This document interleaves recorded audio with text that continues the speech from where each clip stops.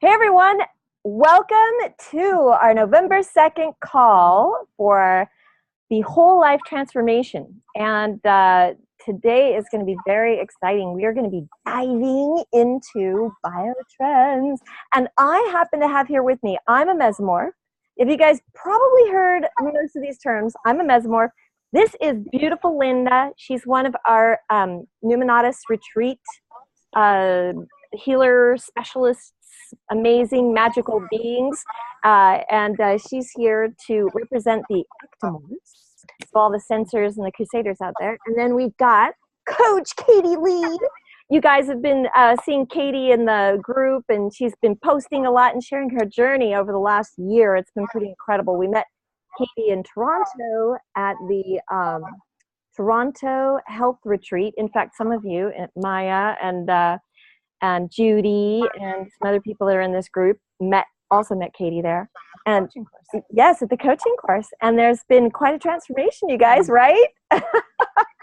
Yeah, so can you guys hear us? Yes. You got it? Okay. All right. And then Linda. I can see your picture though, Jules. I only see one. Yeah, I'm in the, can you see the three of us in the one picture in PhD team? See us? Hi! Yes.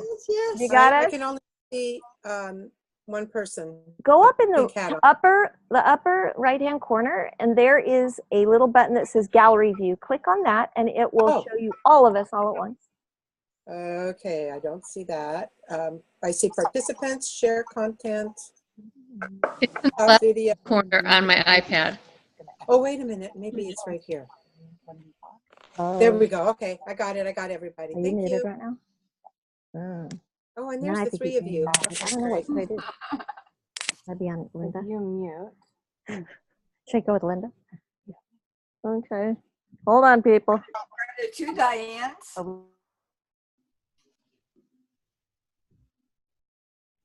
lost your voice, Jules. So can everybody see all of us here? No? You guys got it? Is that clear? Okay, good. Yay! Thanks, Catherine, for sharing, for letting us know in the chat. I appreciate it. Okay, and you guys, there's something really special too about Linda, because Linda was in our very, very, very, very, very, very first coaching course ever. Not even in Boise. Boise was the first big one, but we had a pre-course where Dr. Alberto Hiroli came over to the United States for a remarkable United States visit, and Linda was in the first voyage, and our very first class was with Dr. Hiroli. It wasn't even, we didn't even get the basics beforehand, so I was asleep most of the class. I couldn't even begin to focus on what he was saying. I tried so hard. I wanted to hear what he was saying. It was so important, and I just kept literally knocking out in the back of the classroom.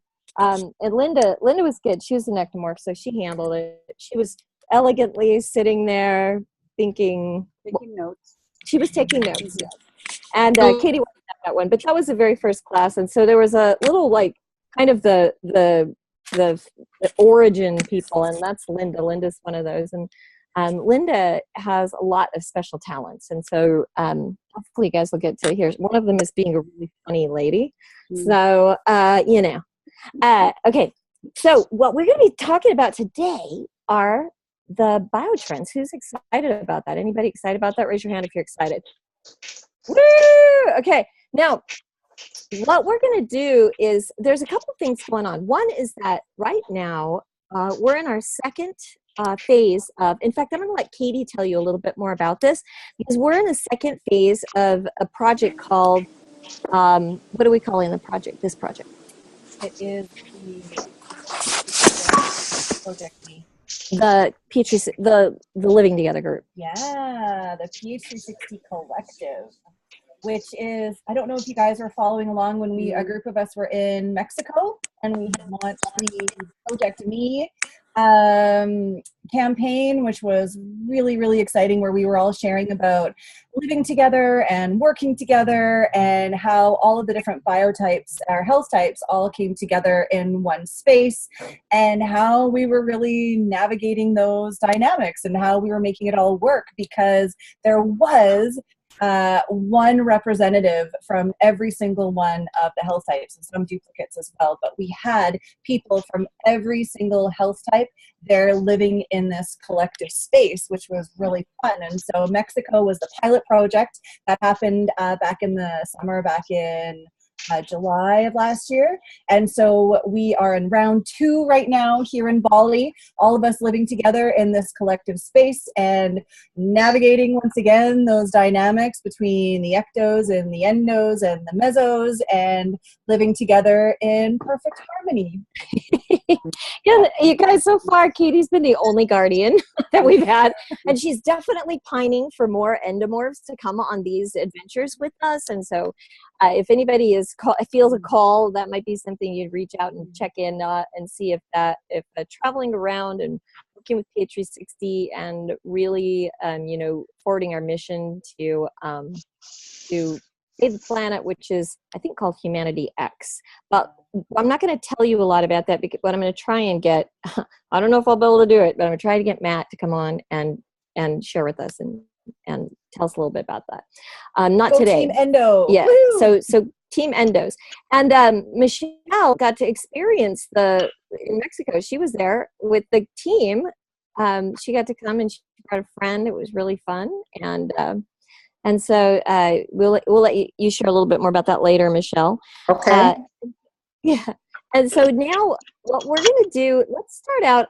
What I would like to do is go around and before we just start spouting off things, that we're thinking you might want to know, because most of you have either been to a coach's course or you've listened to every webinar that we have.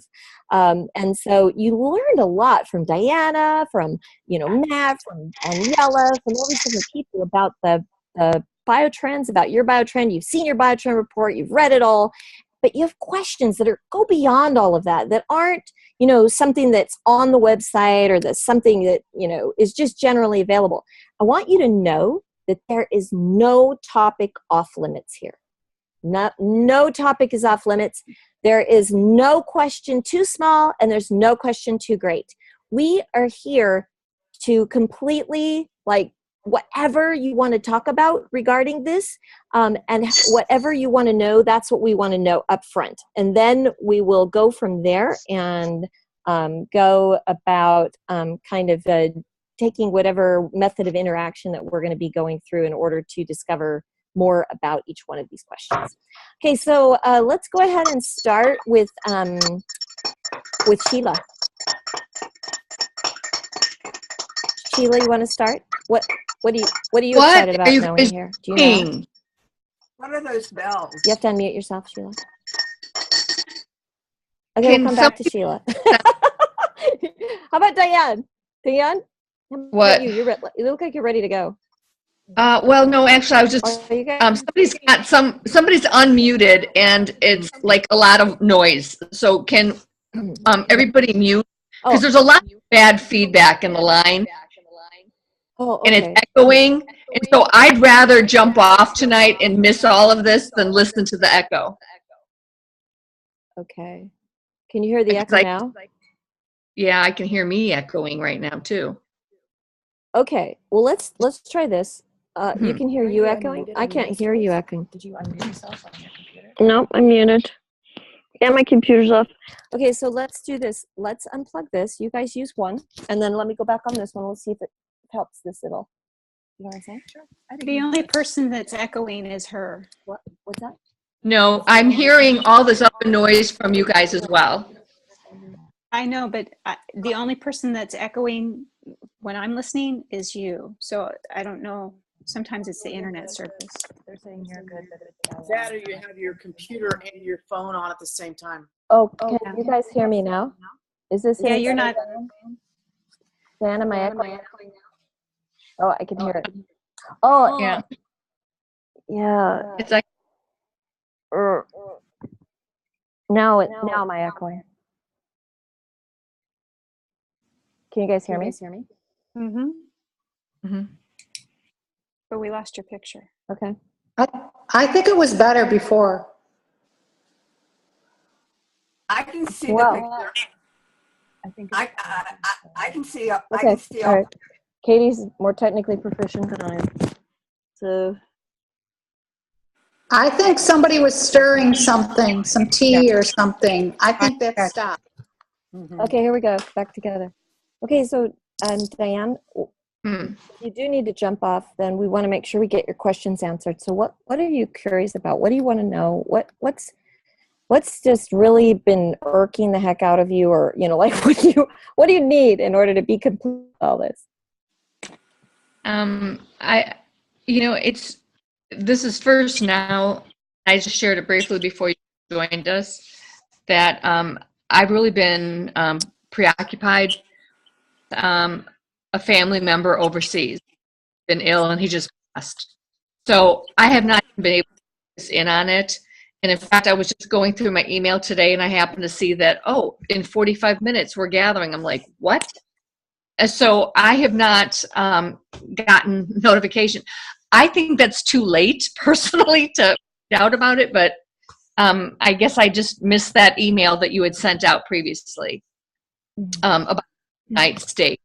That's on me. So I didn't realize it was coming today. So I really don't have any questions, unfortunately. I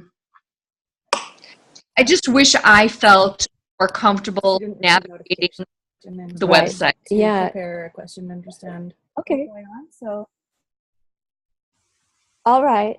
Okay, Did you- so Diane, I'm not sure. I don't know why you didn't receive the email or open it up or whatever. There's a few people who didn't. Sheila's one of them too. She didn't get the last email, and normally Sheila always opens the emails. So, Yeah. and I did notice that there's a few people that didn't open it that normally do. That's why I sent it again so that you guys Yeah. would get it again. Yeah. Yeah. Yeah. So, anyways, I'm sorry that you didn't get a little bit sooner so you could have prepared a question. So, we'll go ahead and go around and get the questions from everybody else. And if you think of one, just let us know and we'll come back to you. Okay?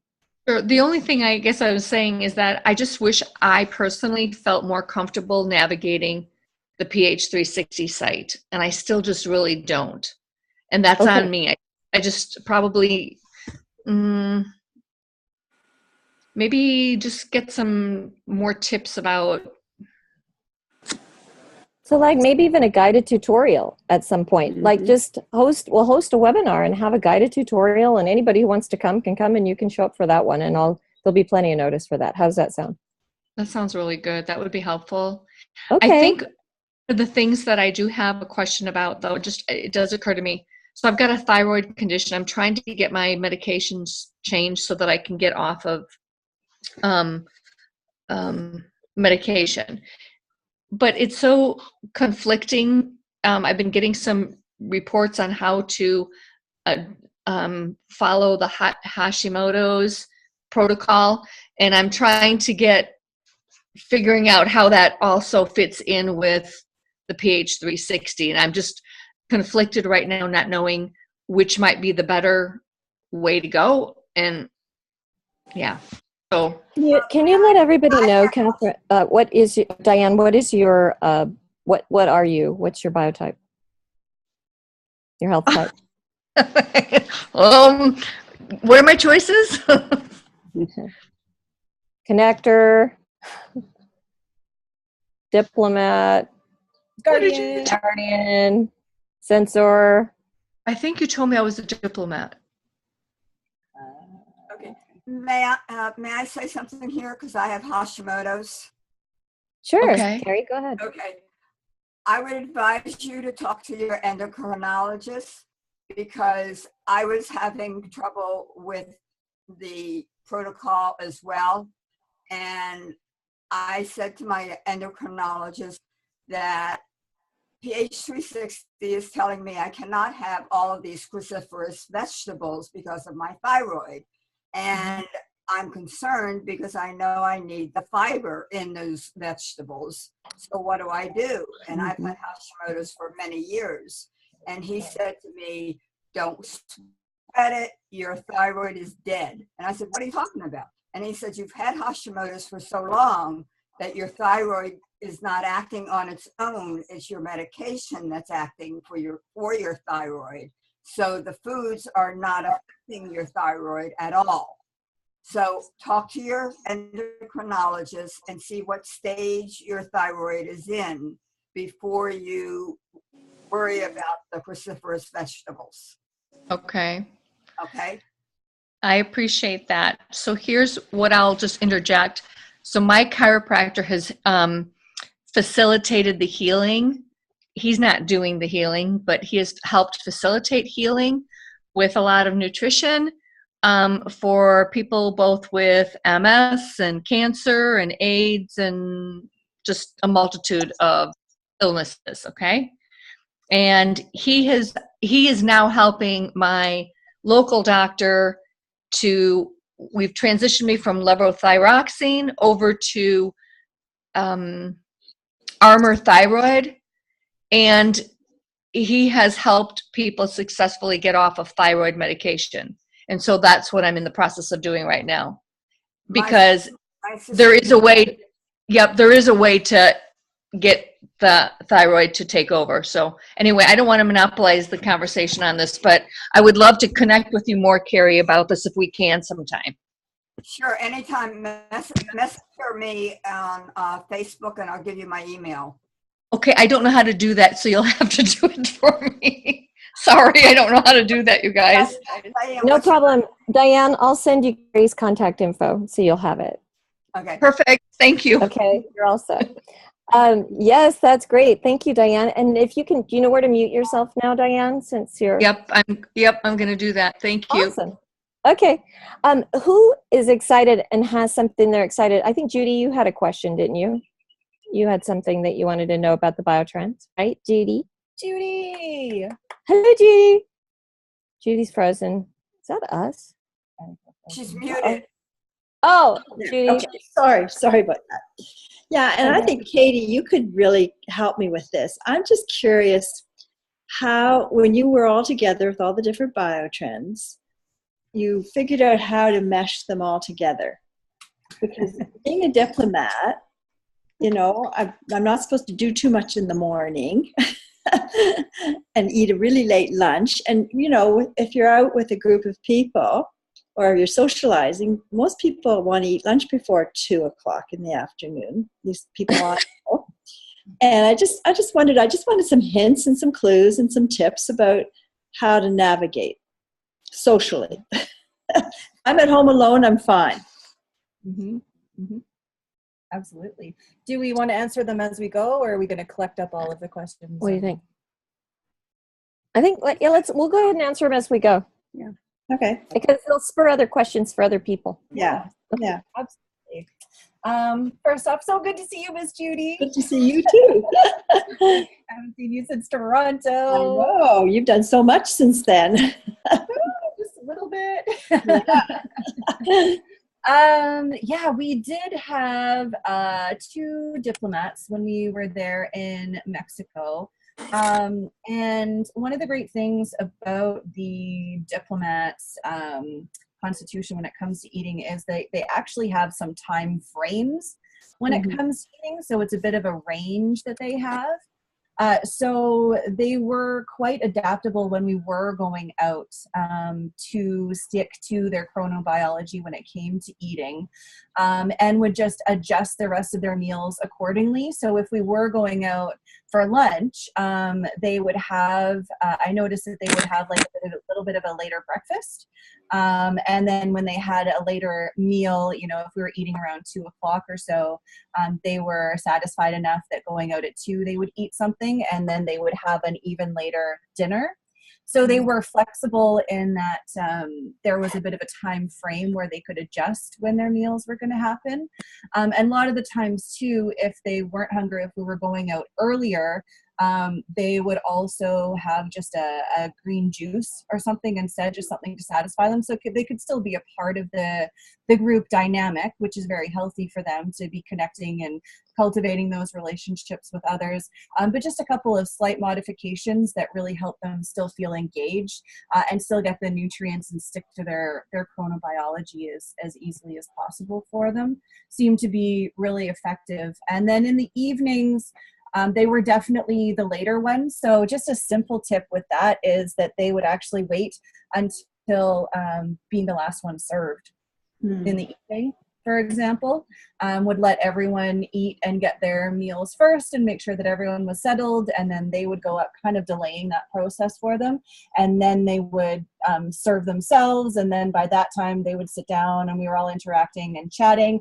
It had elongated that time of everyone eating and getting their meals, and then by the time they sat down, it was a better time for them, for their chronobiology, to sit and eat as well. Does that help you?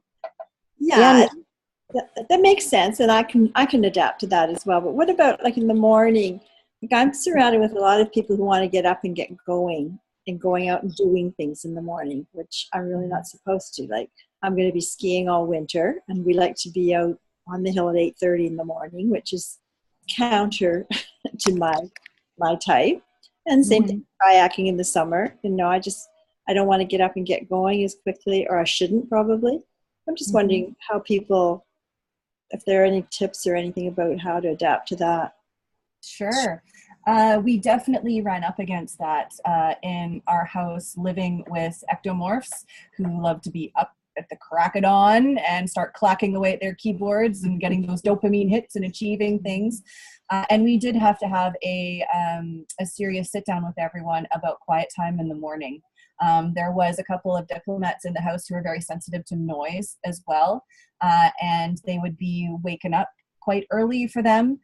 And abruptly woken up at times too, if there was, innocent laughter happening downstairs. There was no blame being thrown around. It was just having those common courtesy rules. And so even here in Mexico, one of the first ports of call for us in establishing some ground guidelines for everybody was some quiet time and slow down time. So from here right now, it's 10 p.m. until 8:30 a.m. is quiet time for everyone. Oh, okay. And there's a common rule and understanding that no meetings, no pushing, no group gatherings are going to happen within that time frame, to honor everyone's chronobiology and ensure that the endomorphs are having a nice, slow, steady morning. And we are also starting our day off with yoga every morning here, being led by Erin, our diplomat, as well. And so it's a nice, easy wake up for her to start getting her mind engaged. Our yoga starting around 8:30, 9 o'clock. And then when the ectos join the yoga around 8:30, they've already got a couple hours of work under their belt, and they're feeling like they need a break, and it's a good time for them to get their spinal stretches in. And the endomorphs are right there along with the diplomats and the mesos too. They're typically having their dance party first thing in the morning and getting that spurt of exercise in, and then they're joining us for yoga later on. But it was just having a really honest and frank conversation about honoring everyone's schedule and everyone's needs, and understanding that we're all going to be happy and healthy if we honor our mornings in the way that's most appropriate for us. And once we had a very honest conversation about that amongst the group, there really hasn't been any other issues that I'm aware of in honoring that slower morning for everyone. So Judy, for you, I don't know if it's if you'd feel comfortable just talking to your family about that and understanding the pace, and if there's someone who would do chores or something in the morning, who would stay behind instead of hopping on the ski mountain right away, if there's another way they can be productive, if it's whoever is around you. I want to be on the skis first thing in the morning, because that's the best thing. Judy, one thing about that is that being on the mountain first thing in the morning feels good to you. Oh yeah, it does. It feels like you're in your flow when you're doing that. And 8:30 is not too early for you. No, that's true. It's not. But and the other peeps, the peeps that are waking up earlier, maybe they're activators or mesomorphs or something else, right? And they can go ahead and they'll be eating their breakfast prior. And what the transition for you would be that you'll wake up, you'll go with them, and then maybe you'll have something to eat on the mountain, or you'll bring something with you that you've prepared the night before that you can bring with you. 8:30 is not too early for you. That's great for you, because you feel good and you feel peaceful and relaxed and in flow. And so that's really good for you. And that's what's most important. Those negative ions you'll get being out in the trees. That's true. Yes. That's how you feel that makes the difference, right? Yes, yes. And you have the option to, you don't have to like go, I was going to say balls to the walls, but I don't know if everybody, I have boys that are younger, right? So if you're going to go like all like crazy as you go down the mountain, if you're really like pushing, when maybe you start out a little slower. Maybe you meet up with everybody at a certain time. I don't know. I mean, it's what makes you feel good. This isn't like the rule. This is your rule, Judy. I know that, but it's just, when most of the people I'm socializing with don't do PH 360, so it's not that I can say, well, look, I'm sorry, this is the way it is, sort of thing. That's all. So I just try to see how I could adapt. That's all. And here's a couple more things too regarding food. Like here in this particular group right now, our food schedule is on a diplomat schedule. Like we're eating lunch later, we're eating dinner later. Like that's what's happening. Yeah. So like for instance, me, I'm get up at 6 o'clock and, I'm doing my exercise then. I'm eating breakfast at 7. Nobody's even up then, but the people that are, the Crusaders are up then. There's no other, there's not a lot of, there's only one connector here. That's me. So anyways, so in that instance, like I'm eating at 7. I mean, I'm just eating. And then when it comes time for food and everybody's sitting down to eat, I sit down again to get social. Yeah. Like I just sit down and have a cup of tea or whatever. Right. And then the same thing happens at lunch. I eat lunch before them and I'm not hungry when they're eating. And then I do the same thing at dinner. I'm eating before them. So it's not a big deal. I haven't felt bad about it at all. The difference is that like some people would be like, oh, you're going to just sit there and you're not going to eat. Well, it's like, really, I think that the big deal happens with that. If I come to the table and I'm anticipating everybody's going to feel that way, of course they do. Right. Yeah. And then if I'm coming to the table like, oh, it's natural, I already ate, like, oh, they're not going to say, oh, well, you should shove some more food down your throat, like, so we can definitely make those adjustments. Yes. And if you're not hungry when they're eating, you just have some tea, like no big deal, right? Did that help? Yes, it did. Yep. Thank you. Okay, awesome. Any other questions out there? Who else has got a burning question about anything about living together? You notice Linda's really quiet, right? Our censor. Yeah, she's our censor, like a true censor. Yeah, and she's funny as heck, but she is really a censor to the core. I mean, yep. Yeah. Wait, Linda, what did you say the other day to me when I was talking to you and I said something about the censor and all the group? And this is Linda's first time in spending. She's been attending every healing retreat since we started. But this is the first time she's ever just been here with us in another capacity. And so, what did you say? She said, oh, so this explains why I get to just go and sit in my room and I don't have to talk to anybody and nobody will get upset with me, right? And so it is. Yeah. Now, how many of you guys out there, let's show hands. Oh, I can't even see you guys anymore. I wanted to kind of get a gauge on, Judy's a diplomat. Michelle, you are an activator, right? Or are you a diplomat? Connector, I think. No. What are you? Connector, but I'm on the cusp of the activator. Okay. Michelle's a connector. Sheila's an activator. I know that. Diane, I believe Diane's a connector, if I remember correctly, but she could be a diplomat. Maria, you are a censor, right? Yeah. Yes. And Danielle, so nice to see you. I'm a guardian. Like, Yay! Hi, Danielle. So you're probably loving Katie's videos. Do you get to watch them? The which ones? Supportive of them. I've watched some of them. Yeah, I have. Oh, very good. I really love that you're also a guardian. It's Yeah. Yep. And Catherine, I don't know. Catherine, are you able to unmute? Can you unmute or tell us in the chat what you are? What's your, and you guys remember Biotrend, that's just one part of like one of 20 things. It gives you a broad spectrum of, these are some of the general tendencies. And then your PH360, niche, goes through 15 more layers. Going bam, bam, bam, and then, here is you. You, just the only you there is. And that's how that works.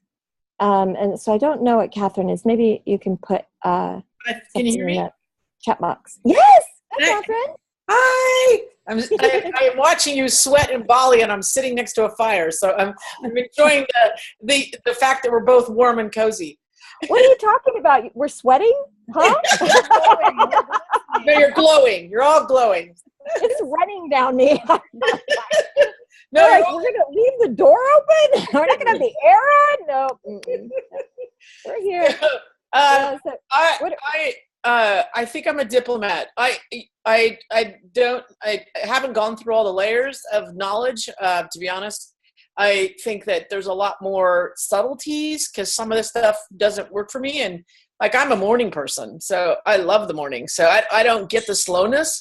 So there's a little things that vary. And frankly, I've gained weight this year instead of lost, but I think that has a lot to do with stress. So I haven't really, dug into it. So I'm very happy to be on the call and to be participating and feel nearly clueless, but I'm just happy to be part of it. well, we're happy you're here. That's great. Thanks. That's great. Okay. Well, so I think we're fully represented. We've got at least one of everything here. So that's awesome. And Carrie's our little Carrie, you're a diplomat, aren't you? I'm a combination now. I'm a diplomat censor. I'm right on the line. Oh, that's what I was thinking. There you go. I'm an Yeah, and Catherine, that's possible. You might be there too. Could be. I need to dig into it. Thanks. Oh, we don't have a crusader. Nope. Well, I think we all crusaders at some level, right? Well, yeah, the crusaders aren't on the line because they're busy being productive. Oh, well, That I'm not. yeah. No, I'm very productive. So that's why I have a hard time with the way they're named. So I kind of don't understand that. But diplomats are really productive, Catherine, for sure. I know what I am. I guess I don't. I struggle with labels because I see. You know what I'm saying? Yeah. Yeah. Yes. And you could be a diplomat or a connector even, and or a guardian, and have crusader qualities that are in your profile that make you uniquely you.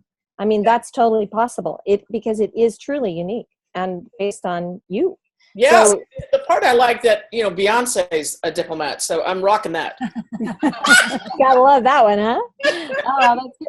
How about, do you guys have any instances where there are people in your life that are, they're a different biotrend, and maybe you seem to have continual clashes with people that have certain body types, or is there anything like that that you guys are curious about or that you want to know about, or maybe some hints or tips on how to interact with someone who, like, think about the people in your life where as much as you try and you keep your positive outlook, just seems like it's really challenging with that person. There's just a little friction going on. Anybody have anything like that they'd want to share, and we could kind of explore like ways to really bridge that? I could say that having to deal with someone when they're in crusader mode can be difficult. Amen. Yeah, Sheila. You want to give us a little more details, or? Well, my husband won't take the test. So everybody knows what they are except him. But he's got like the crusader brain that doesn't turn off. And sometimes that can be a struggle for all of the rest of us. Going. And yeah. And then you've got you as an activator. And then you've got a daughter that's an activator, and then Emery is a diplomat. And so Emery is the slow. Now he's using the excuse, I don't have to get up early because I'm a diplomat. Emery came to the retreat in Spain, you guys. So anyway, Yeah. That's great. So I think it's more just that crusader mind that is always going from project to project and not always, some of us need rest, and the best way to deal with that without it being a conflict.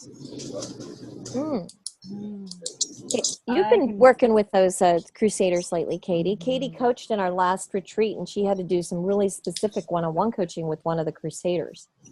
Yeah, which doesn't happen very often because crusaders tend to know that they're right in their own minds and aren't necessarily open to new ideas or ideas from others.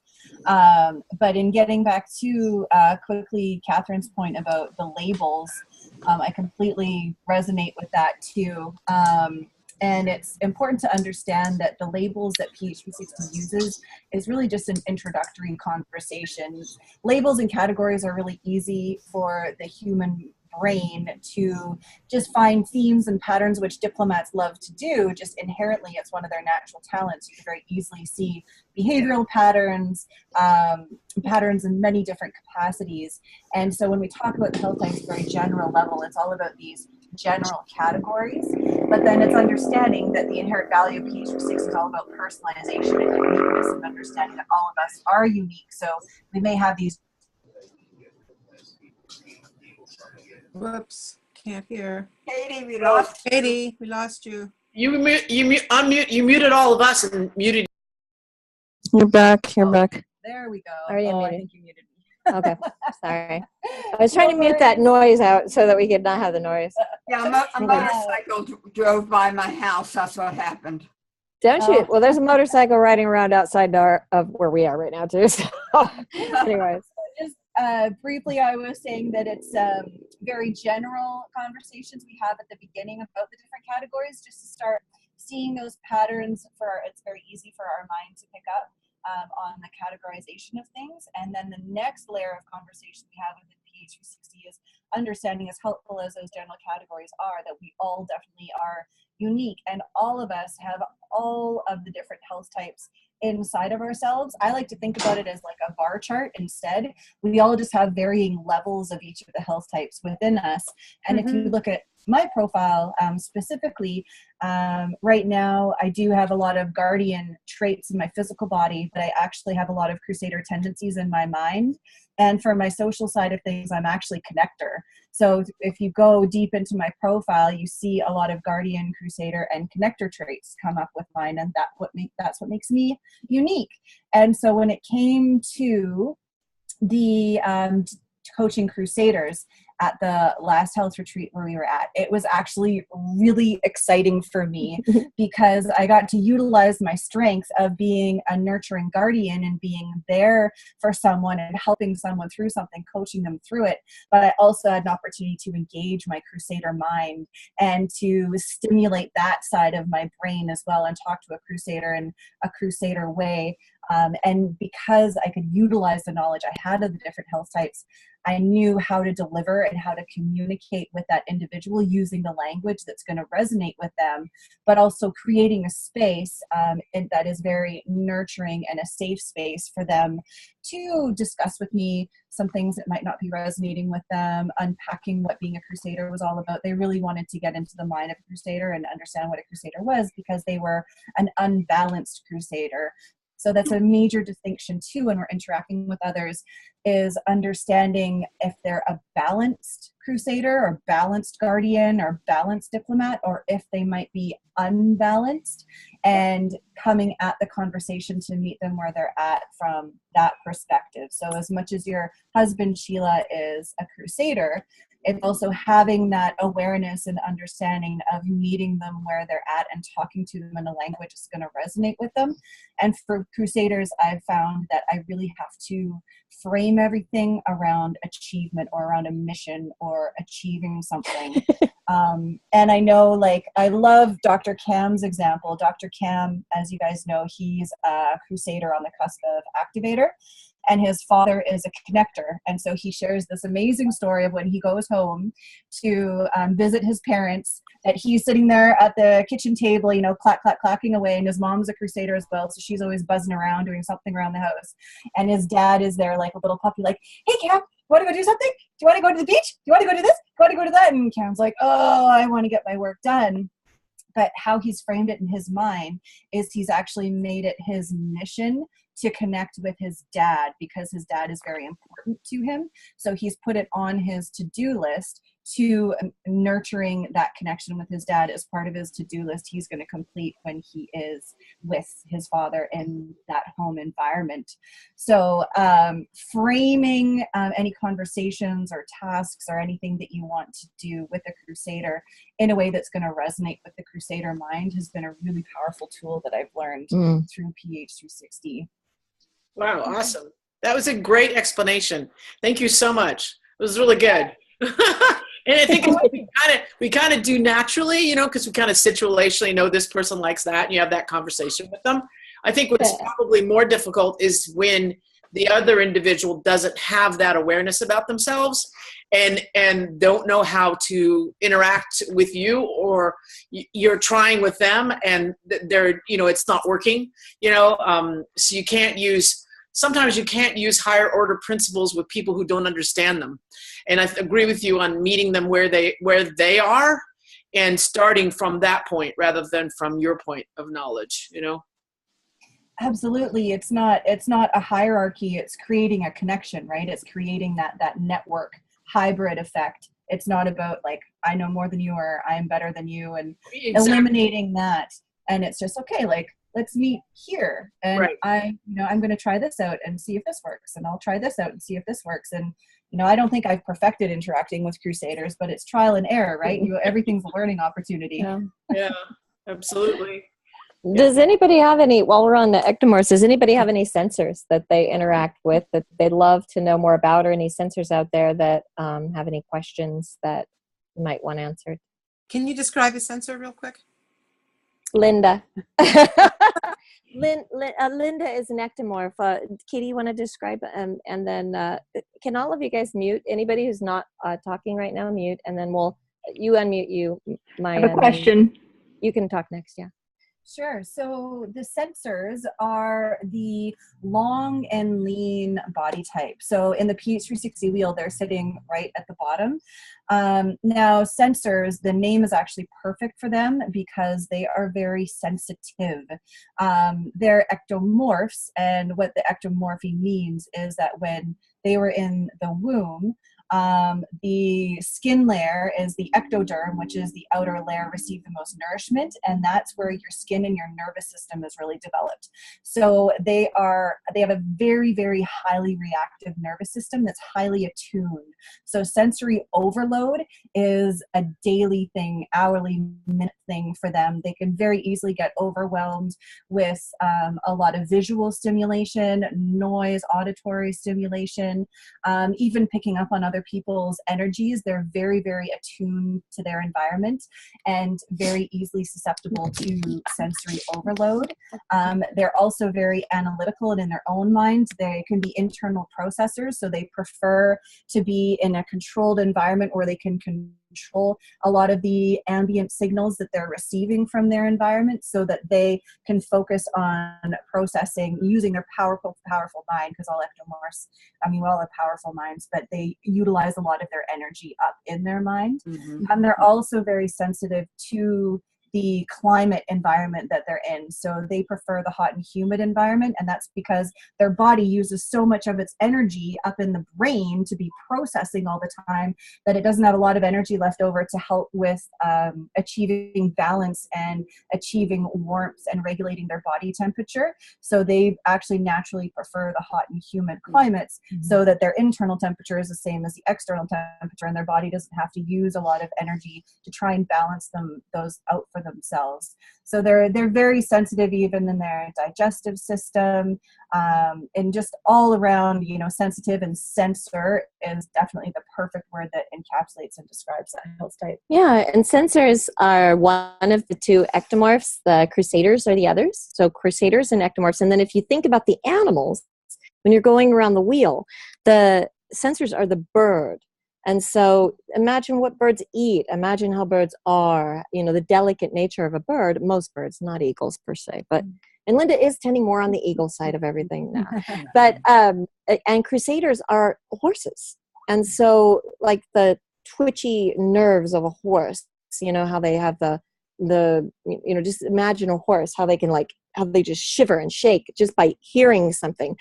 All sensors, every sensor I've met has an extra sensory power, meaning that they either have incredible hearing. I mean, like they can hear a mouse across the, field.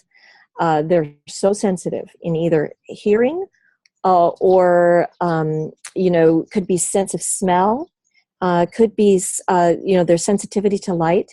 So remember that when you've got a sensor person in your life, because when they're saying, oh my God, this is too loud, or could you stop crunching those carrots? I mean, like they really, what they're experiencing, like I have, whereas they're the most sensitive, I'm the least sensitive. Like I'm the most sturdy, the most durable, the most able to deal with any kind of stimulus possible. A connector is on the other side of the wheel. Like I can't hear that. I'm totally 100% capable of blocking my children 100% out of my mind while I'm doing something, and I can't even hear them unless they walk up and touch my arm and say, "Earth to mom, Earth to mom." Now a sensor, that would never happen.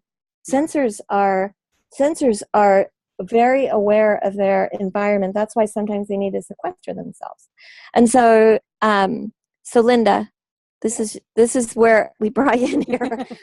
They're not like voracious talkers or anything, but maybe you could share a little bit. We've shared a lot. I mean, how did you feel about what we were just sharing regarding? Let me give this to you so that you can. Oh, I can hear. You can have the microphone. Okay. I was just glad they were doing all the talking. And I listened to what was interesting to me and what wasn't. I sort of block out. But I do want to say that I don't like it really hot. I just like it perfect. I just like it nice and warm and humid, but I don't like hot. So anyway, just to make a little So what degree note is there. that to you? I would say probably maybe in the 80s. Low 80s, around low 80s, somewhere around that.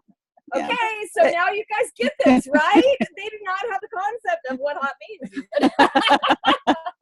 Different definitions of hot. Oh, yeah.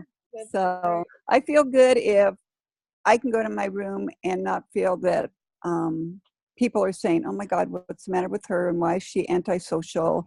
And is she mad at us? Or asking all those questions. They understand.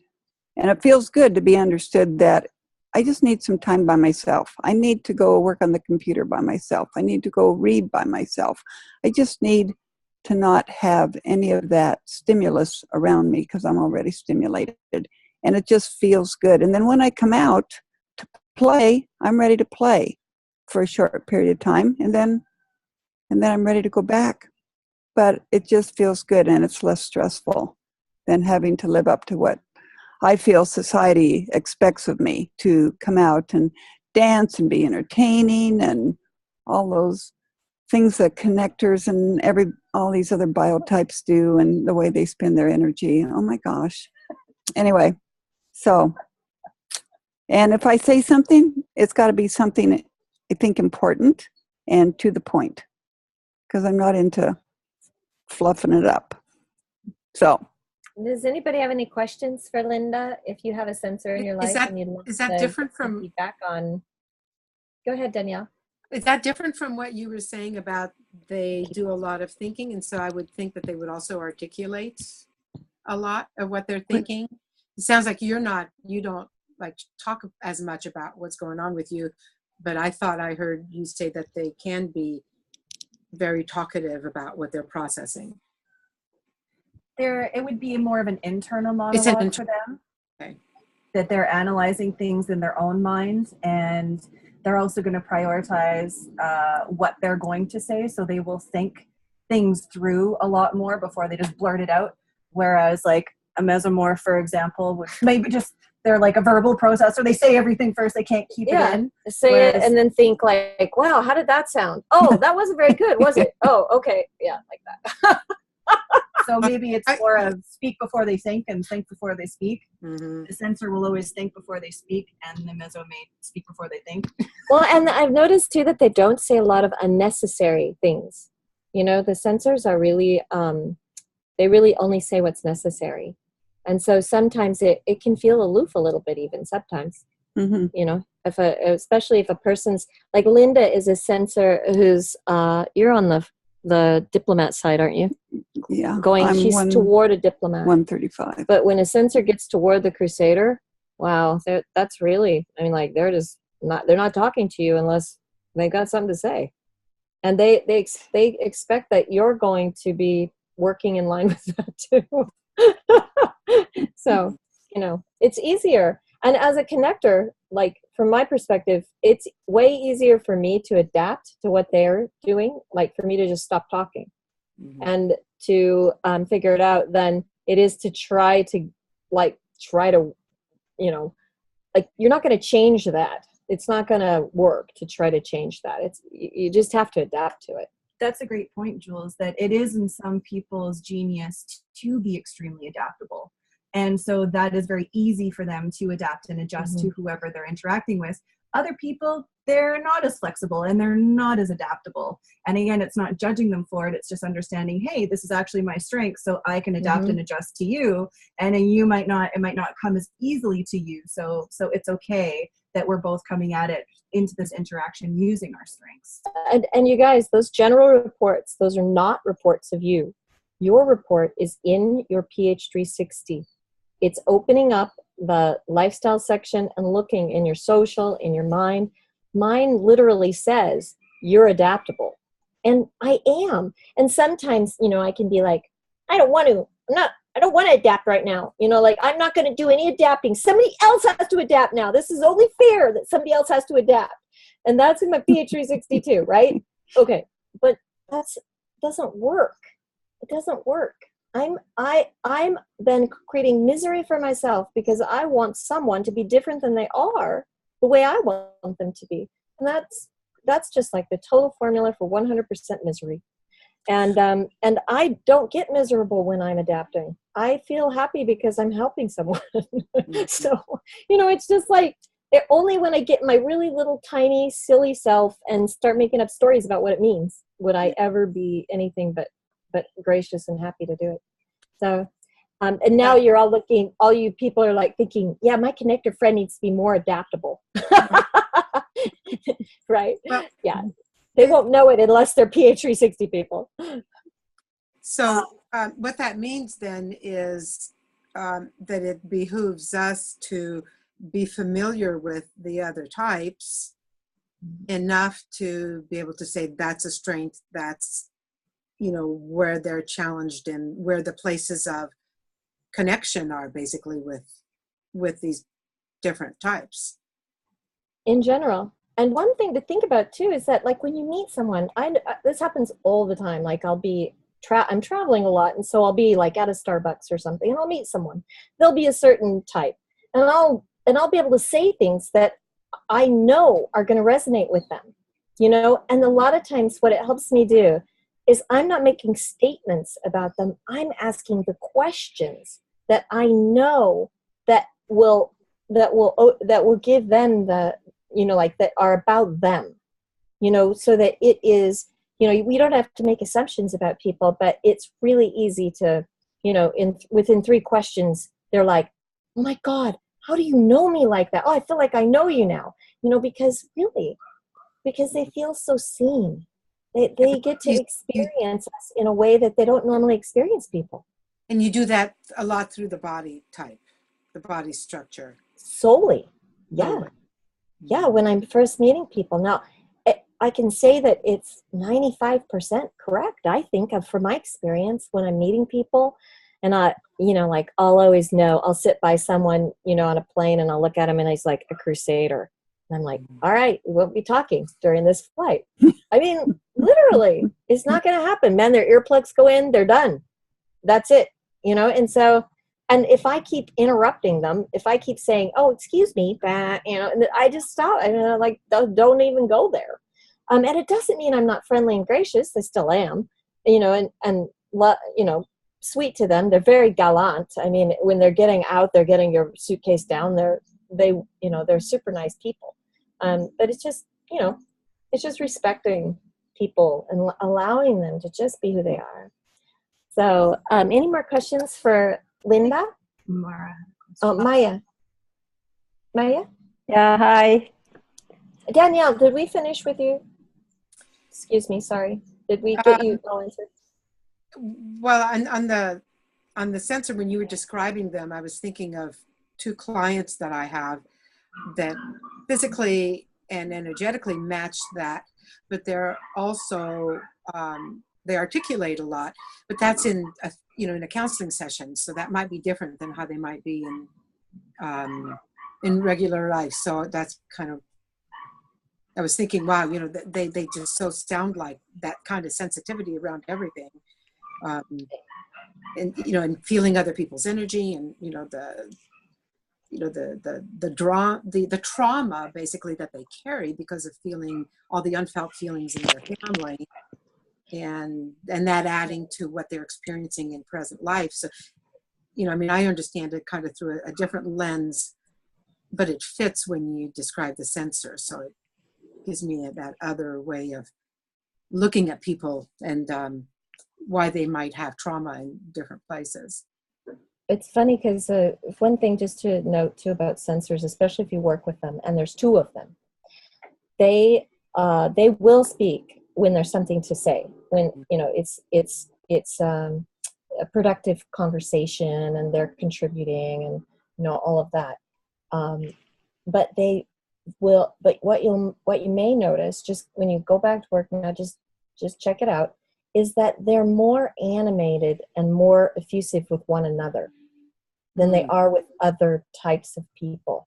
Like it's one of the things about them is that they really like to, like, you'll notice, here they are all, loving each other and talking to each other. And like, you're like, well, what about me? I wanted to talk to you like that. I'm the person who likes to talk that way, right? But so, that might be something that you may notice. And I've noticed that because I had to go on a trip with 2 crusaders at one time, and me. And so it was like us traveling together and, and like, all I want is just the minimum that you're giving one another. I mean, just that. That'd be okay for me. But, it's like, really, you have to get that they particularly love one another. They particularly like to talk to one another, especially sensors. That's the main one. And so just kind of notice that maybe next time at work. Yeah, thank you. But I will add this, that I do talk. When I'm in session, I don't always shut up. No, in fact, we call her the excavator when she's at the B360 retreats. Seriously, she's the excavator. And so an excavator doesn't walk in and silently excavate. I mean, she's verbally excavating that person. And so there's a lot of talking going on then. Yeah. But saying the right thing, the thing that's going to make the difference, the thing that's going to move the needle, that's going to leverage where that other person is. They're sensitive enough to see into that person and be able to do that. And so that's where Linda is so incredibly gifted. But talking, it has to be something important. Yeah. It's just not what dress I wore today or what shoes matched it or what color lipstick I wore. That is so. If you want to chat, don't chat with Linda. Don't chat. No small talk. Yeah. Yes, that's funny. Okay, so thank you, Danielle, for all of those great questions. Wow, that was really good. And Maya? Now, So, yes, for sure. Sorry about that. I relate to a lot of the traits of a sensor. We keep our house at 72, and I've got a sweater and a scarf, and outside it went down to almost a little less than 40 degrees Fahrenheit. So I'm just like, but I really resisted the fact that I was a sensor in Toronto. It came out at 340, and because I I'm slow going in the morning, and I'm, late, go to bed late, get up late, just everything takes me longer. And then I never was a skinny kid. So when I did my health type test, I came out as a diplomat. I thought, yeah, I'm really a diplomat. So in August, I thought I want to do the online detox. And so I redid my profile really, really carefully, remeasured everything. I thought, for sure, I'm going to come out as a diplomat. I came out exactly 340 again.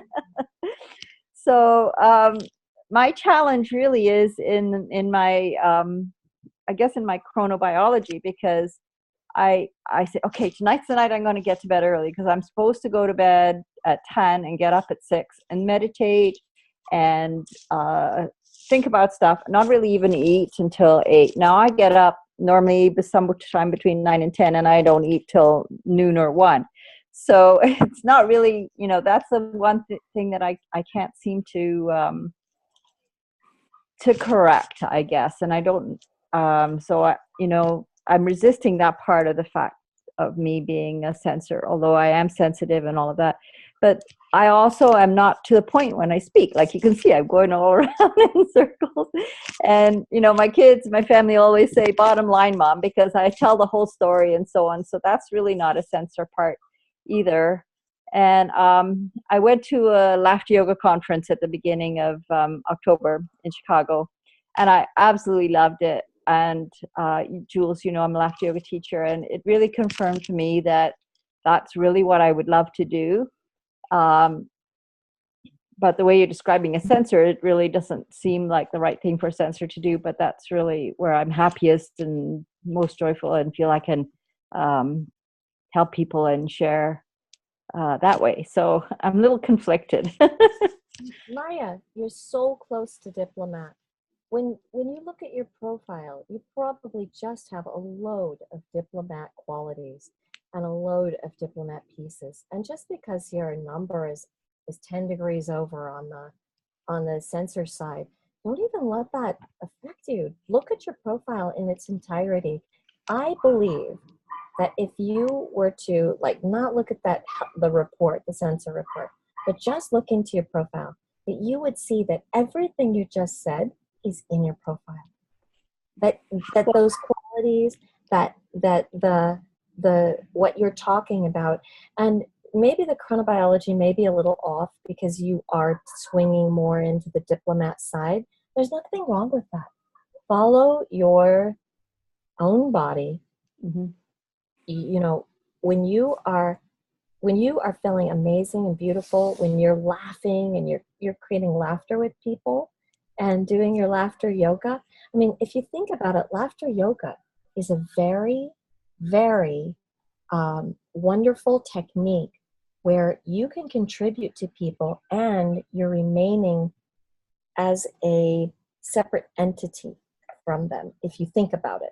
Like, we're producing the laughter, we're putting it out to them, and then those people are getting this benefit because they're all interacting together. You are just facilitating that experience. You are not in the middle of it. You're in the middle of having fun. I know, I got that too. But it's totally possible to be a sensor or a diplomat sensor on the edge and be contributing in that way. It's the reason why you're doing it that would be different for you than would be different for a connector, that would be different for an activator, that would be different from a guardian. The reason why we're doing it's different. And so it's really like you just sound so amazing and in your flow. And if you could stop imagining that this means anything, and you just look at the pieces and see, like, what could you add? What could you explore? What could you discover? What's really been giving you kind of stress? And you can see it's in your profile that this should give you stress, and it does give you stress. And how could you diminish that, or take that down a few notches so that it's not part of what you're doing anymore? That's how to use your profile. And it's just, I'm so excited for you. What a contribution you would be for all of those people, and sharing yourself and really activating that part of them, the part of them that can laugh and be anybody. You know, that's beautiful. And that's not your profile. Thanks. You're that. That's who you are. Well, when my chronobiology, after I updated, you know, and I was doing my detox day of juices, that's what it said, to get up at 6, and that's very stressful for me. It said get up at 6. Mm-hmm. I'm gonna look at your profile, but I'll have to do that up. Okay. Mine says get up at 6. You get up at 7. It says get up to 6 to 7 and meditate and stretch. Oh, yeah, got it. I so resonate with the way you dress, because at home my temperature is 72. I have walking around in a jacket. I'm staying warm. Yeah. I had a down thing on earlier. Yeah. Oh yeah. Oh yeah. Thank you, Maya, for sharing. That was really beautiful. Mm-hmm. Thanks. Who else? I noticed Joan's here now too. Do you guys have any other questions? We've got an endomorph guardian. We've got the mesomorph connector. I'm a connectivator. I'm on the edge of connector and activator. I have guardian questions. All right, go for it, Danielle. I'm still learning about it, but I find I'm a late morning person, and I've been that for a long time. And for a long time, I thought it was because of my, you know, the healing process I'm in, and a lot of anxiety at night, and so like trying to differentiate who I am. I mean, when I read my profile, I really resonate with a lot of it. So there's not a lot in there that that doesn't feel like me. So I kind of like you saying go to your profile, as opposed to just, you know, looking at the like guardian characteristics and do I have all of those. But I also find that, okay, that's these, but in my stage of life, I mean, I'm 65, 66, and so I'm thinking I'm on the winding down side and not the, you know, building up. And so I don't relate to a lot of what like a younger person might be doing. And I don't know whether age is considered in the profile or not. I imagine it is. But on the food side of it, I'm having a really hard time even, you know, I mean, I spent a couple hours just making a list of when I go to the grocery store. I can't just use my phone because it's, you know, I had to make a list and then alphabetize it and say, okay, what vegetables can I have? Because that's basically all I can have is vegetables, and I can't have any meat, and I can't have grains, and I mean, except for like maybe once a month, or, you know, so I'm finding it really challenging to even think about how I'm going to just eat that way, because my diet is so much more paleo, and, you know, I mean, I've been kind of looking at it more through that lens. And I'd love to do a retreat, but I can't afford them at this point. You know, it's just not something that I can do, but I think a retreat is what I need to get immersed, you know, and get that, that an immersion into the whole system, because I like it. But then I go to a piece here, then I get overwhelmed, and then I go over here and I get overwhelmed, then I go over here and I get overwhelmed, and, you know, so how to put it all together feels really challenging. So is there, there's a few things that I could touch on there. Is there a specific question that you have, or something that I could answer for you right now that would be of immediate help for you?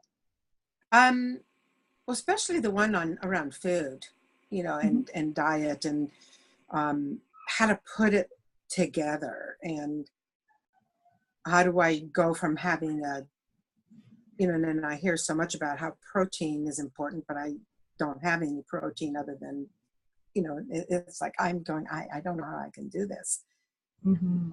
And I think it's important to understand, and I totally understand, because my profile looked exactly the same when I first started with PH360, and I loved my protein and my meat. And it was a little bit daunting when I saw, oh, it's not on there. Did that change?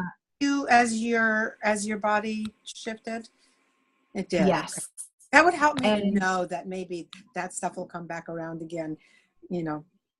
Okay. Exactly. It's what that typically means if there isn't a lot of protein in the Guardian food profile is that what they're putting you through is a little bit of a recalibration of your system. And it's important to understand that this isn't a static program, that it is dynamic. It's constantly changing and constantly evolving. So as you are on the program and as you update your measurements, you know, once a week, once every 2 weeks, that your entire food list, every part of your PH360 profile is also going to recalibrate and is also going to evolve and develop.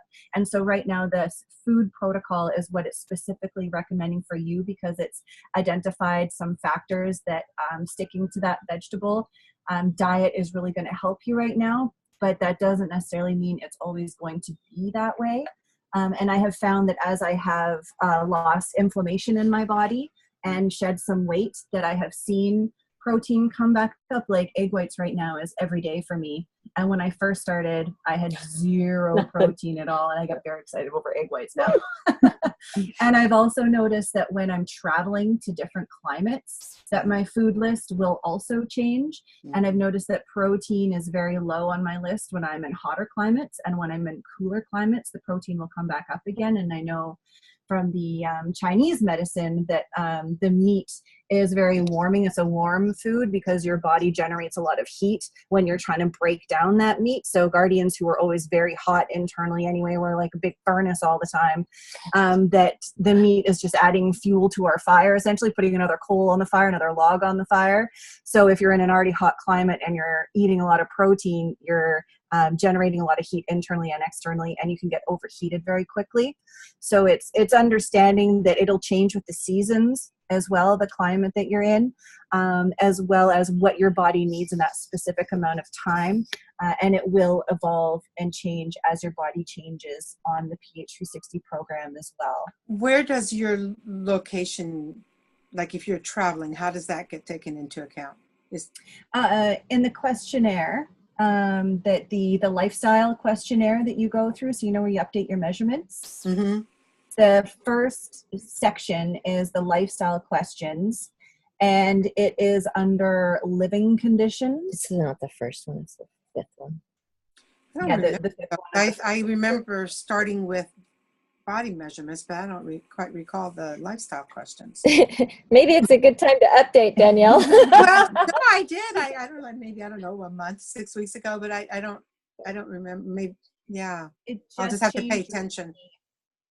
You used to do your measurements first and then the lifestyle questions, and they've just flipped it recently. They now flipped it. Okay. Living lifestyle questions and then the measurements afterwards.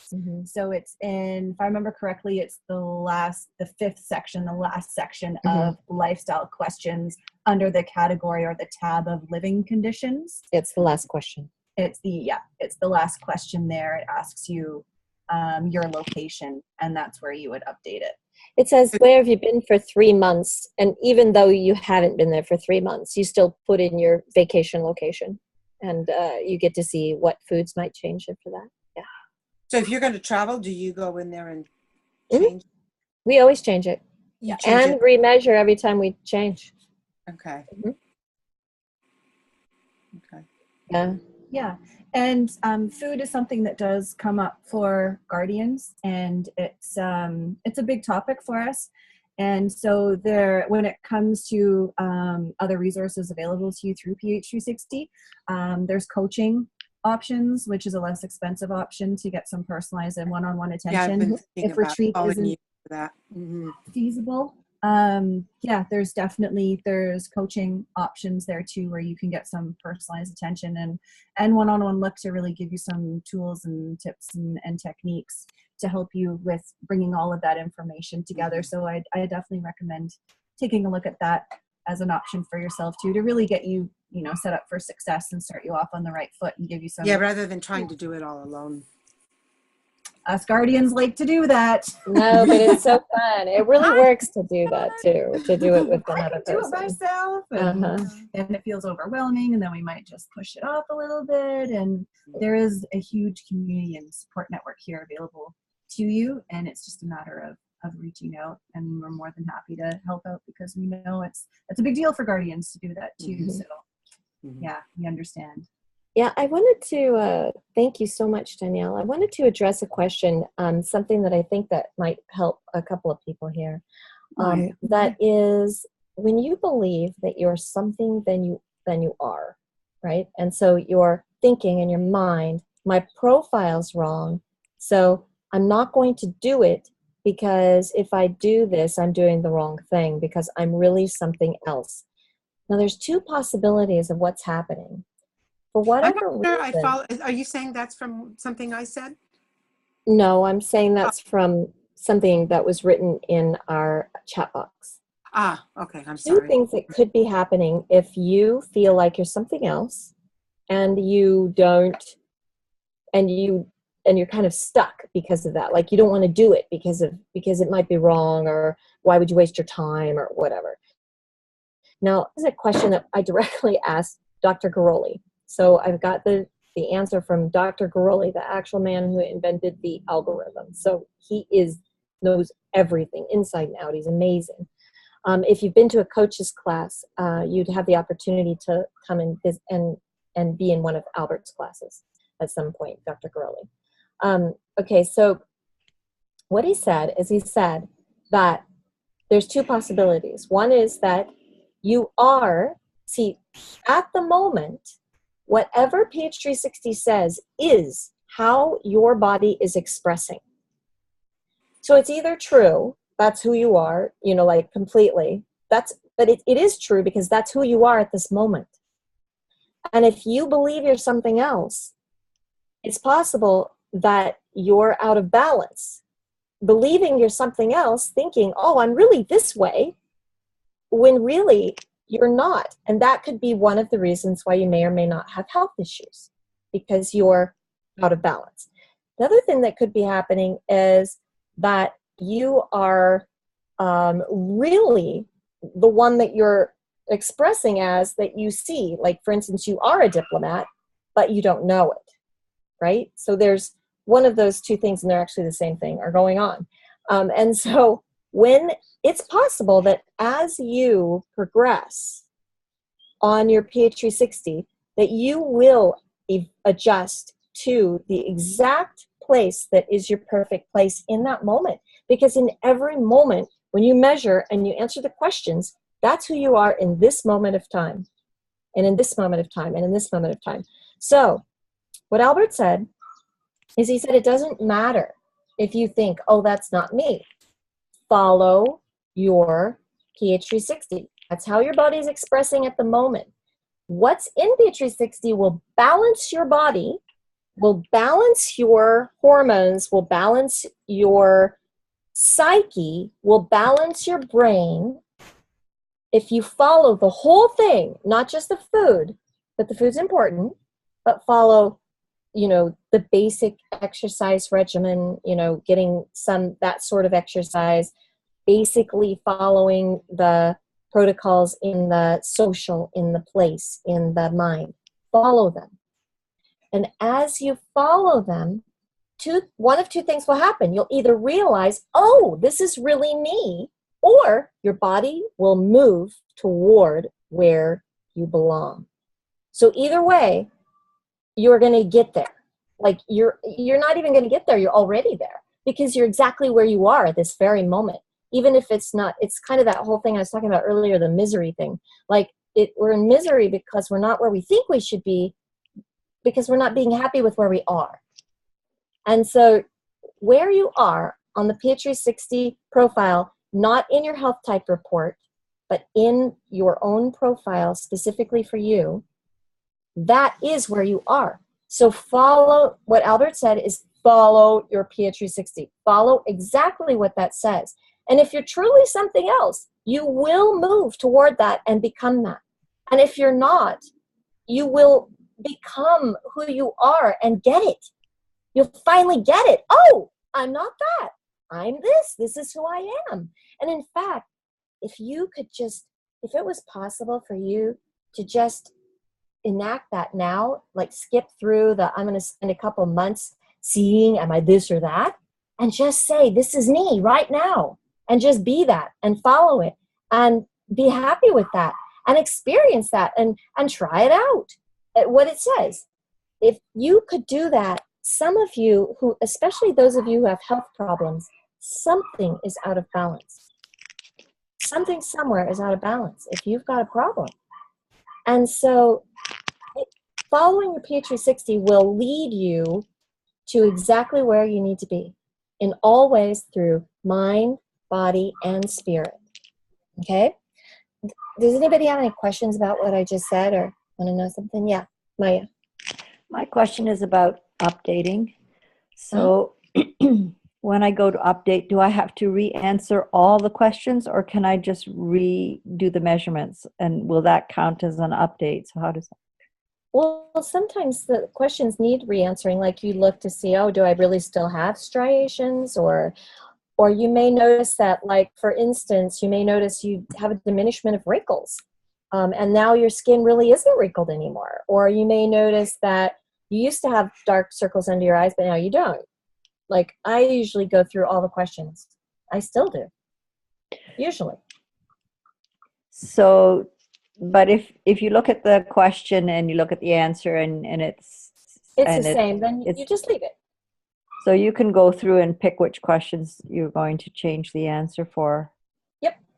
Because I thought, like, that was what I used to do, but it said that I thought you had to say, this is an update, and then it erases all the answers that you put in, and only the measurements. Okay. Yeah, only the measurements. And it's really important, I know you guys have heard me say this before, but it's really important to do all the measurements anew each time, because it's based on the ratios of the measurements. And so even an eighth of an inch could make a difference. Even a 16th could make a difference in how the algorithm works through, you know. So. And I had a really hard time with the mid-thigh measurement. I really looked at the video somebody did from Mexico, and I tried it 3 different times, and I got a different measurement each time. And it looked like the tape measure went slightly over the knee, and so I tried it like that and got the middle point. Then I tried just having it just sitting, you know, from the groin to the knee and finding the midpoint. And well, here's what's important about the mid-thigh measurement. It's important that you do it the same way every time. It doesn't matter if you do it, you know, if it's on this line or this line or this line. The important thing is that you're doing it in the same place each time. So create your system of measurement. Okay. And then I can't remember what I used, which one of the 3 I picked now. Well, so next time you'll think about it. You'll think like, oh, I'm going to choose this one. And Maya, I think you'll notice as you move along that you will start, once you start following and just like, this has been, you know, you've kind of been waffling with this for a while. Yeah, you know? Yeah. I kind of like, what you talked about, I was in resistance, and so after Toronto, and I thought, no, that's not me. And so I wasn't doing that, right? And so then in August, when I wanted to do the detox, I thought, okay, I'm going to really, you know, reconnect with this and do the best I can, and, you know, live this whatever profile comes up, except for the chronobiology. But so I'm, you know, better at connecting with the food and doing all those sorts of things, and feeling better that way. But yeah, so you're gonna give your body now where you are. Give it where you are, and then it will balance where you are. It'll start balancing, and then it will shift into wherever it is, or it's where it is, whatever. I mean, it might stay where it is, but I'm just saying, you know, like, that's really great. Awesome. Oh, Maria, thank you so much. That's great. Well, the other thing is that this chocolate is not on my profile, but I really, I can't do without chocolate. Well, that's actually a sensor. Yay! Yay! It does come up on the sensor profile to have dark chocolate. It's got a lot of great nutrients in it. Dark chocolate has a lot of good nutrients in it for the sensor Hills type, so it does come up on the sensor profile. Oh, okay. So once you balance out and embrace the sensor, Yeah, maybe you have chocolate in there, Maya. You got to check I didn't see it, but anyway, I'll go look for it. But I mean, I do pick a really dark chocolate with minimal sugar, or actually there's one now that I've come across that's got Lakanto in it, so it's completely sugar-free, really. So it's yummy. Yeah. So anyway. If I could just add one technical point to the mid-thigh measurement, what you're really doing with that mid-thigh measurement is actually measuring that bone, right? So what they're trying to accomplish there is I think that's your femur bone, is that right? Mm-hmm. That's what it's called? Mm-hmm. So when it comes to understanding bone ratios and bone measurements, what you're trying to achieve with that mid-thigh is understanding, first of all, you have to establish the length of that bone. So that's why they're asking you to go right up into your hip joint, which is where the bone starts. Mm-hmm. And then if you bend your knee and think about where that bone ends, which is if your leg is extended, it's going to be right at the bottom of your kneecap is where that bone is going to be ending. That is the full length measurement that you're looking for to measure the full length of that bone. And then you look at the halfway point. So where on the tape measure would halfway be there? And then wrapping the measuring tape around your thigh, because they want to see where you're holding that weight along your femur is essentially what they're getting at. Mm-hmm. So you want to go way up into your hip joint to start the measuring tape, and then right at the bottom of your kneecap if your leg is extended to the end of that bone. And then halfway is really where they're looking to see where you might be accumulating fat or muscle around that bone. So this is a visual. I'm a visual learner, so if that helps you kind of understand what the intention is on where the starting and stop point is for that mid-thigh, I just thought I would offer that for you. So if your knee is bent, like if you have your feet on the floor and your knee is bent, should the tape go a little bit over your knee to, like, say, to your patella? The main thing is that it's the same every time. Okay. Yeah, Maya, because what the algorithm is looking at is the change, right, in the measurement, not the measurement itself. Right. It's looking at the change, according to what Daniela said. So if you're sitting with your knee bent, you would put think of like a book, or putting a book or something up against the end of your kneecap to signify where the end of the knee is, and that's where you would measure to, is right at the basically end. To your kneecap. To your kneecap. Yeah. Okay. Great, thanks. Did that help? Yeah. Is there anyone else with a burning question, something that you'd love to know about how types interact, about any questions you have, even if you think they're silly or you don't want everybody to have to listen to your question? How many people have gotten benefit out of hearing other people's questions about other types? How many people have gotten information, right?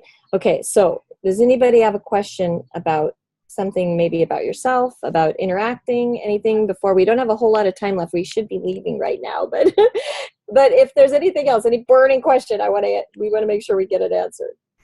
Nobody around me has done a profile, so I really don't know what my family, what type they are. So that's I don't know how to handle that really, other than try to.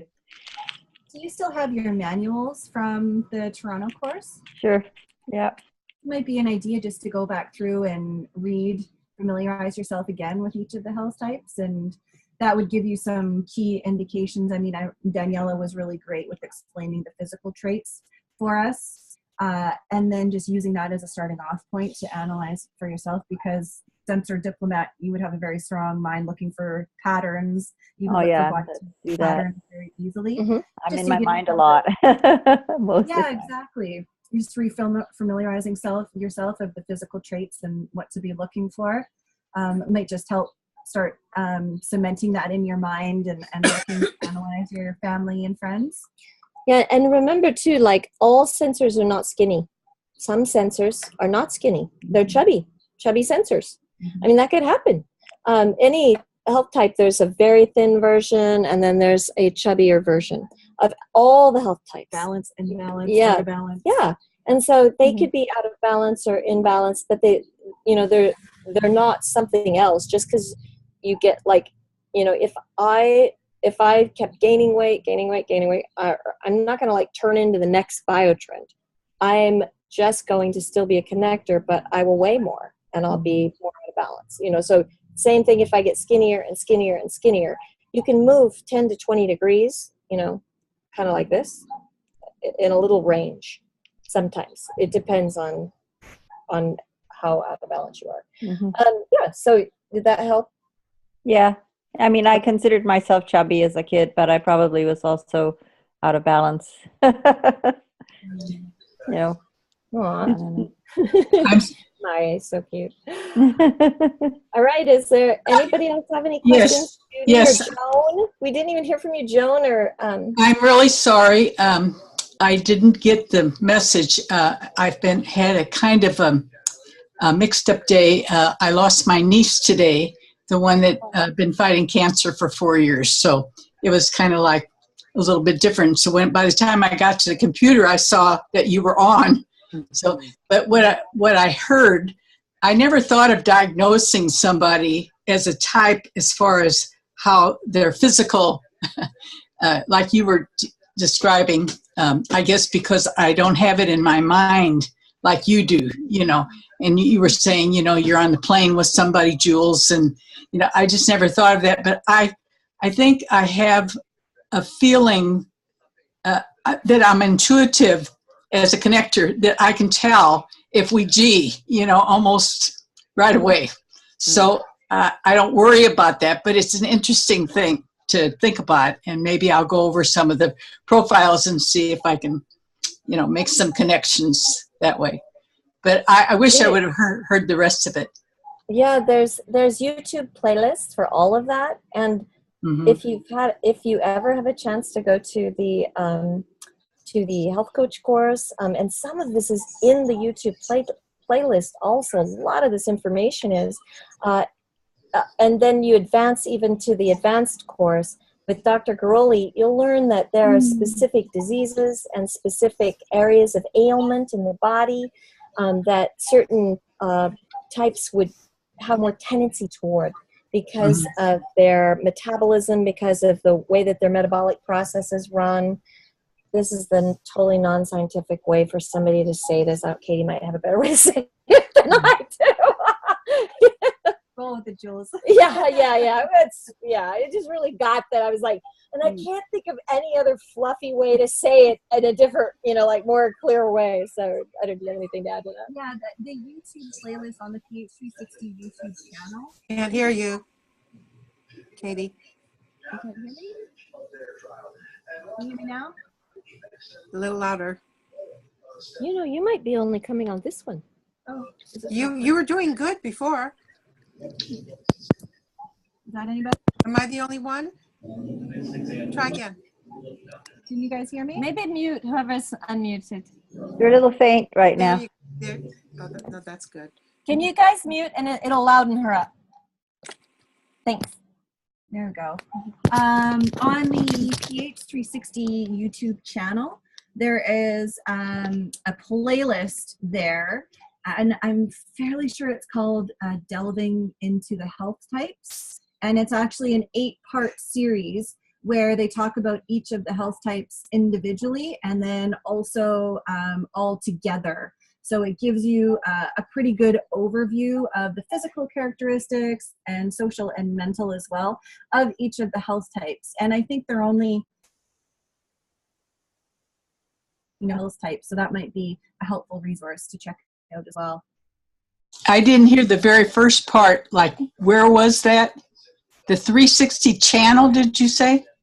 The YouTube channel. I can put it in the Skype box actually. I'll put it on the Facebook page and I'll send it out in the replay email. Perfect. So you'll have it.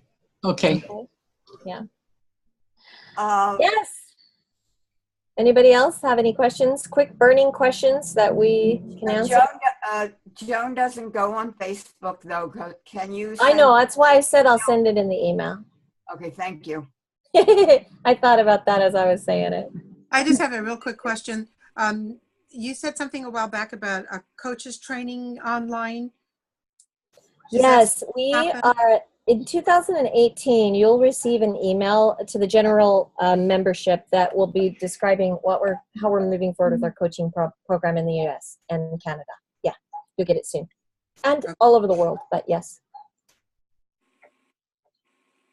that's exciting. Thank you. I know, right? I just thought it was coming up soon, the way that we talked about it a couple of months ago. So I wasn't. I know, me too. Looking Me too, Danielle. I thought it was getting up soon too, but it didn't. So anyway. And I know you've been really, really, really busy. So yeah. Well, we're all together now, so you should get something soon. It'll be coming out for 2018. I know. We have a big launch coming up, you guys. Not everybody knows about this, but I'm sharing it with you guys. We have a big launch coming up for P360. Katie, you want to share anything else about that? That would be like a little fun teaser. Ooh, we've got a lot on the go right now that we're working on behind the scenes. So coming up in early 2018, we have some really awesome campaigns and events and some nice big announcements, which is going to be really cool, but we're not saying too much right now because we're all busy little beavers working away on that, getting it all set up for success. So could she have said less? I mean, it was not possible for her to have said less in what she just said. Like, we know nothing, right? Little teaser. I don't even know everything. I just got here and I don't even know everything yet. So anyways, but there's a big launch coming that's coming up, and some really fun things. I'm going to post a few different peripheral projects that we have going that can start to get you guys in the loop of like, if you haven't joined Angie's Awake, Aware, Amazed Facebook group, you'd want to join that, or go on her website and join her Mind group. She emails people too. And there are some other big things that we're doing with everything from a foundation that you'll hear more about as time goes by, the Ultimate Human Foundation, which was founded by Matt. And there's a Facebook page about that. I'll post that. And there is not under Ultimate Human, it's under something else, World Health, I think. And there's just other things that I'll start sending them to you guys so you guys can get in on that beforehand, before we got it going, kind of thing, and you can kind of get a gauge on what's happening. I think the most exciting thing that's coming up is things are definitely going to be personalized, because that's what we're founded on. That's one of our biggest values, and we're definitely sticking to that and walking our walk and talking our talk. And so it's going to be really cool that things are going to be catered to what everybody needs, and the different health types and the different learning styles and different ways of receiving and processing information. And so it's going to be really cool that there's going to be some different ways of interacting with the content that you're going to be able to choose that's really going to match with how you like to receive and process information, which is really exciting. Yay! All right, guys. Well, it was so good to see you guys. Thanks for showing up tonight. And, I know it's late for some of you. Some of you, it's like 10, 11 o'clock now. Oh, my gosh. And thank you so much for being here. And, you guys are the reason why we're here doing what we're doing. And we consider you to be part of what we're doing, like our team. We've met a lot of you in person, and there's more of you we'd love to meet in person. And so, don't ever say, I can't do that because, think about, what if I could, and reach out and we'll figure it out. Okay? All right. Okay, beauties. And Judy, one of these days you got to use Judy and Maya both have a health retreat that they've got, Maya, you both have one too, don't you? They have health retreats just sitting there waiting to go. Wow. There's places all over the world this next year. Look and see where you want to go and meet up with us. Yeah. So anyways, love you guys. And thank you for being here, and go out and create some peace and happiness and love in the world. Yeah. Love your fellow biotypes. Yeah, we're all one big happy family here. So anyways, we love you guys. Thank you. Bye. Thank you. Bye. Bye. Bye. Woo!